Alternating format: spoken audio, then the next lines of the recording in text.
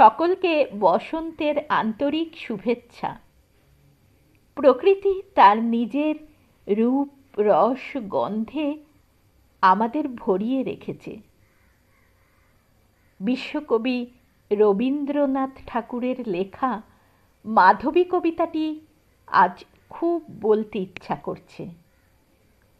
বসন্তের জয় রবে, দিগন্ত কাঁপিল যবে, মাধবী করিল তার সজ্জা।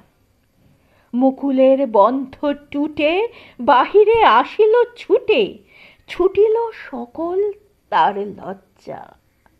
অজানা পান্থের লাগি নিশি নিশি ছিল জাগি, দিনে দিনে ভরেছিল অর্ঘ্য।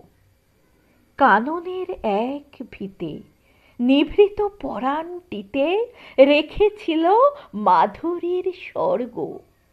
ফাল্গুন পবন রথে যখন বনের পথে জাগালো মর্মর কলছন্দ, মাধবী সহসা তার সঁপিয়ে দিল উপহার।